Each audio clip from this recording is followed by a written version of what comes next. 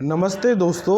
आपको अपने जीवन में अपने आप को मेंटेन और अपने आप को अपडेट और अपने आप को सक्सेसफुल रहने के लिए आपको अपने ऊपर काम करना पड़ेगा। अरे काम करना पड़ेगा मतलब अपने आप को रिपेयर करना पड़ेगा।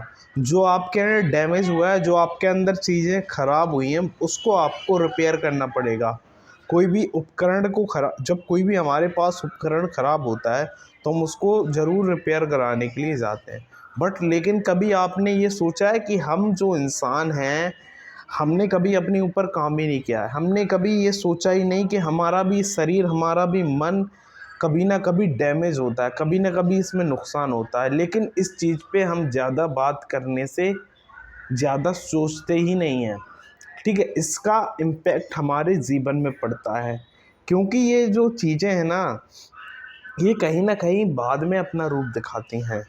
ठीक है, जैसे कहते हैं ना कि छोटी-छोटी चीज़ें फ्यूचर में बहुत बड़ा रूप ले लेती हैं, ऐसे ही ये समझो ये चीज़ है। तो समय-समय के साथ आपको अपने आप को रिपेयर करना पड़ेगा।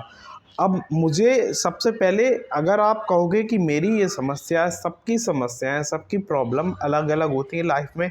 कोई पैसे से दुखी है, कोई घर से दुखी है, कोई किसी चीज़ से दुखी है। तो मुझे नहीं पता कि आपकी प्रॉब्लम क्या है लाइफ में, बट मैं ये बता सकता हूँ कि लाइफ में आपकी जो भी प्रॉब्लम है, वो आपकी प्रॉब्लम ठीक हो सकती है अगर आप इन चीज़ों का ख्याल रखेंगे। तो सबसे पहले अपने आप का व्यक्तित्व आपको समझना पड़ेगा कि हम किस टाइप के व्यक्ति हैं, हमारी सोच किस लेवल की है। ठीक है, एक बार की मैं बात बताता हूँ कि एक जो व्यक्ति थे ना, तो बहुत ज़्यादा स्वीडन के रहने वाले थे। वो स्वीडन से भारत आए थे विज़िट करने के लिए और हिमाचल प्रदेश में आए थे। वो व्यक्ति क्या थे, वो व्यक्ति बहुत ज़्यादा शराब का सेवन करते थे। तो एक दिन क्या हुआ कि एक दिन उन्होंने हिमाचल प्रदेश के एक जगह है, शायद नीम करोली धाम, वहाँ पे उन लोगों ने जाने की सोची। ठीक है, तो जैसे ही स्वीडन का ग्रुप उस जगह पर गया, तो वहाँ पर उन्हें एक नया वातावरण का फ़ील हुआ। तो जो वहाँ के गुरुज़ थे ना, उन लोगों ने उनको ऐसी-ऐसी टाइप की मेडिटेशन सिखाई कि वो इस दुनिया के उस पार निकल गए। मतलब कि जो एक होता है ना, तो इस तरीके से मैं सोचता हूँ कि आपकी सोच कितनी ज़्यादा बड़ी होती है, इसके ऊपर ये चीज़ें डिपेंड करती हैं। तो प्रॉब्लम कोई भी हो, उसका सॉल्यूशन तो होता ही है। इसलिए अपने आप को रिपेयर करना है, रिपेयर करना है। कई सारी चीज़ें हैं अपने आप को रिपेयर करने के लिए। जैसे अगर आप एक स्टूडेंट हैं, इस टाइम पर आपका स्टडी में मन नहीं लग रहा है, तो उसके पीछे भी आपके कई मेंटल हेल्थ से सिम्पटम्स होंगे।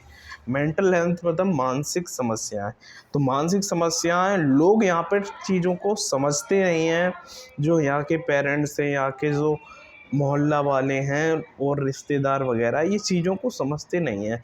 ये बस इंसान को ये मशीन की तरह देखते हैं कि बस ये काम करता जाएगा, इसमें हमें कोई इन्वेस्ट नहीं करना है, पैसा नहीं लगाना है।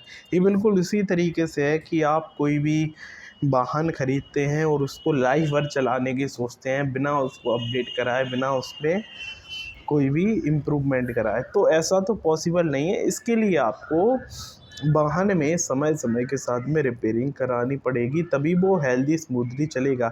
ऐसे ही स्टूडेंट्स के साथ में होता है। स्टूडेंट्स क्या करते हैं, भारत में जो शिक्षा व्यवस्था है, आप लोग जानते हैं कि प्रैक्टिकली बहुत कम है।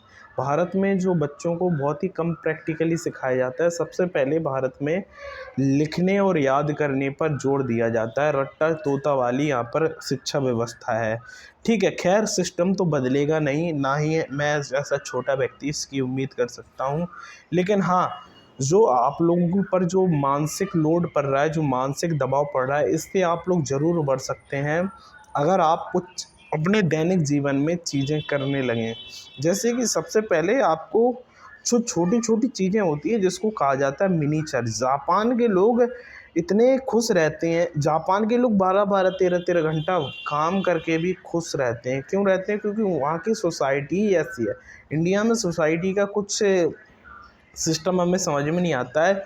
तो जापान से एक चीज़ तो हम सीख सकते हैं कि जो वहाँ के लोग हैं ना, वहाँ के लोग बहुत छोटी-छोटी चीज़ों में अपनी खुशी ढूँढ लेते हैं, जैसे कि कुकिंग करना, सुबह उठकर टहलना, ठीक है?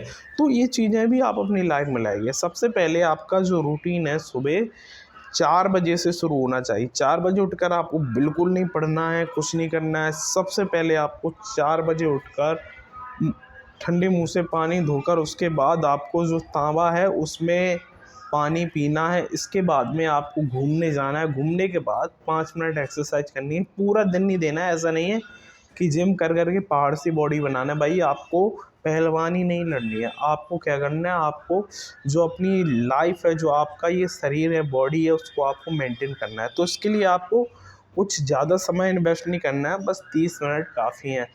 अच्छे से टहलकर, अच्छे से एक्सरसाइज करके फिर आपको नहा धोकर एक छोटा सा मेडिटेशन करना है। मेडिटेशन क्यों करना है? क्योंकि ये आपको हल्का करेगा, माइंड को हल्का करेगा, ये आपकी सोचने की शक्ति को बढ़ाएगा। जो छोटी छोटी चीज़ें हैं ना इस लाइफ से, इससे आप बहुत ऊपर निकल जाओगे, ठीक है। और जो दुख और समस्या हैं वो आपको कभी घेर ही नहीं सकती हैं। तो ये है ताकत इस मेथड की। तो ज़रूर इस मेथड को अपनाइए। ये हो गया मॉर्निंग का मेथड, ठीक है। और जो आपका फूडिंग सिस्टम है उस पर बहुत ज़्यादा ध्यान रखिए, बहुत ज़्यादा सिंपल रहने का प्रयास करिए। और सिंपल का मतलब है हर छोटी छोटी चीज़ों में इम्प्रूवमेंट लाइए। मैं अभी और आगे वीडियोस में उस चीज़ों को डिस्कशन करूँगा कि बिल्कुल सिंपल तरीके से कैसे मतलब रहा जा सकता है। ये आपके लिए बहुत बेनिफिशियल है, क्योंकि ये आपका बजट भी बचाएगा, आपकी लाइफ को भी इम्प्रूवमेंट करेगा और आपको सेल्फ सेटिस्फेक्शन भी प्रोवाइड करेगा। तो ये तो हो गया मॉर्निंग का रूटीन स्टूडेंट्स के लिए। इसके बाद आता है आफ्टरनून का रूटीन, ठीक है।